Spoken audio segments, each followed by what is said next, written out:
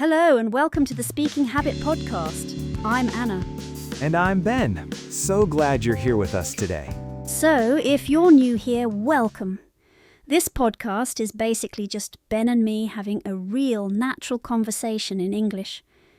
We keep things simple, we keep things friendly, and hopefully, just by listening to us chat, your English gets a little bit better every single day. Exactly. Think of it like sitting down with two friends for a cup of tea, or coffee, whatever you prefer, and just listening to us talk. No exams, no pressure, just English. Love that! And today's episode is a really good one, especially if you're just starting out or if you feel a bit nervous about actually speaking English. We're talking about how to build a daily English speaking habit. Yes, because honestly, speaking is the part that most learners find the hardest. You can be really great at reading or listening, but then someone asks you a question and suddenly your brain just goes blank. Oh, completely blank. Like, the words are somewhere in there, but they just won't come out. Exactly, and that's actually really normal. It's not because you're bad at English, it's because you just haven't had enough practice actually speaking it. And that's what today is all about. So, Anna, why do you think speaking every day is so important? Okay, so think about it this way. Learning a language is a bit like learning to ride a bike. You can read every book about cycling in the world. You can watch YouTube videos. You can study how the gears work. But until you actually get on the bike and start pedaling, you're never going to learn. Speaking is the same. Every single time you open your mouth and try to say something in English, your brain is building a new connection. And the more you do it, the faster and more natural it gets. Building connections. Yeah. And I think the key word there is every day. Not once a week, not when you feel ready, every day. Even just 5 or 10 minutes. Totally. Because it's actually better to practice for 10 minutes every day than to do one big 2-hour session on a Sunday and then nothing for the rest of the week. Oh, 100%. It's all about consistency. Language learning is the same. Start small, be consistent, and build from there. I love that. Start small. So let's actually get into some practical tips because I think that's what our listeners really want. Like, okay, great. I need to speak every day, but how? What do I actually do, especially if I don't have anyone to practice with? Right. Great question. Okay, so my number one tip, and people always laugh when I say this, is to talk to yourself. Oh, I love this one. I know, it sounds a bit strange at first, but seriously, talk to yourself in English. Narrate what you're doing. Like when you're making breakfast, just say out loud, I'm making eggs. I'm going to put some salt on them. Or when you're getting dressed, okay, I think I'll wear the blue jumper today. It sounds silly, but it genuinely works. You're getting your mouth used to making English sounds, you're practicing vocabulary in a real context, and you don't have to worry about anyone judging you. It's just you. I do this all the time, honestly. I'll be washing up and I'll just be describing what I'm doing in my head or out loud. And sometimes I'll even have imaginary conversations, like I'll pretend I'm being interviewed on TV. Ha! That's brilliant. Okay, so what's your top tip then, Anna? Okay, so mine is shadowing. And if you haven't heard of this before, shadowing is basically where you listen to someone speaking English, like a podcast, a TV show, a YouTube video, and you repeat what they say at the same time, or just a few seconds after them. And you're not just copying the words, you're also copying the rhythm, the pronunciation, the way they say things. So you start to sound more natural, more like a real English speaker. That's such a good one. And actually, hey, you could even shadow this podcast.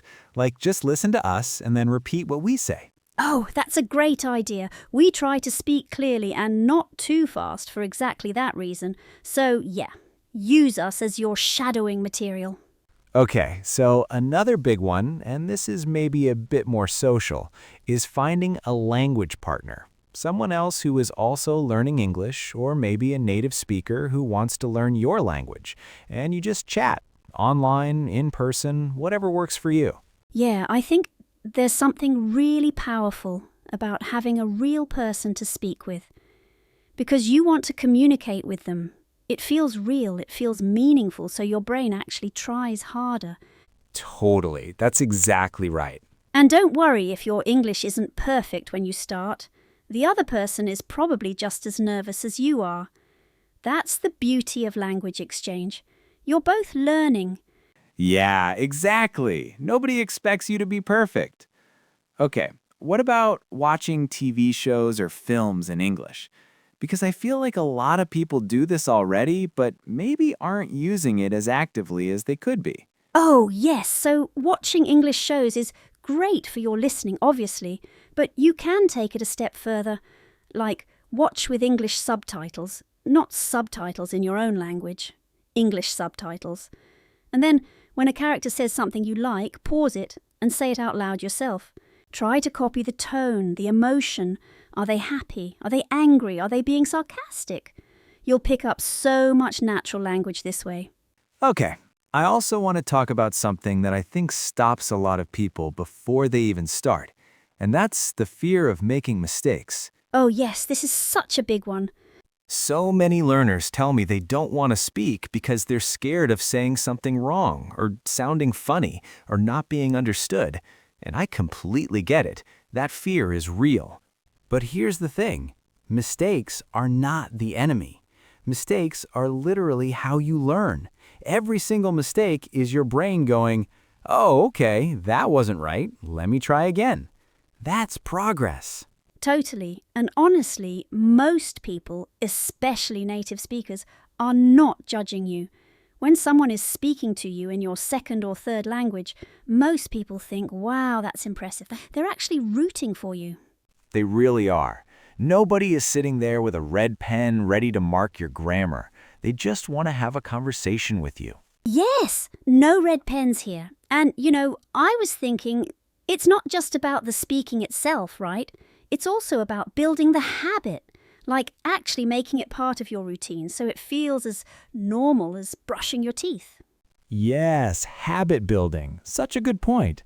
So one trick that really works is what's called habit stacking, which basically means you attach your English practice to something you already do every day. Ooh, yes, I like this. Give me an example. Okay, so say you always make a cup of coffee in the morning. While you're waiting for the kettle to boil, that's your English practice time. You could talk to yourself, or listen to an English podcast, or do some shadowing. Just that 5 minutes every morning. You already make the coffee, so you already do that habit. You just add the English on top. That is so clever, or like your commute to work. If you're on the bus or the train, instead of scrolling through social media, you could just listen to an English podcast like this one. Ha, well, yes, that works perfectly. Or when you're doing chores, cooking, walking the dog, all of that dead time in the day can become English practice time. And it doesn't feel like studying at all. It just becomes part of your life. Exactly. And that's the goal, isn't it? For English to just feel natural, like something you just do. Not a big, scary task that you have to sit down and prepare for. 100%. And you know what? I want to say something to anyone who's maybe been learning English for a while and feels like they're not improving fast enough. You are improving. It's just that language progress isn't always obvious. It's not like going to the gym where you can see bigger muscles after a few weeks. With language, the progress is happening quietly in the background, and then one day you'll have a conversation in English and you'll realize, wait, that felt easy. When did that happen? I love that feeling. And it will happen, as long as you keep practicing, keep trying, and keep going. That's the message, really, isn't it? Keep going, keep speaking, even when it's imperfect. Especially when it's imperfect. Okay, I think we should start to wrap up because we've covered so much great stuff today. We really have. Okay, so let's do a quick recap.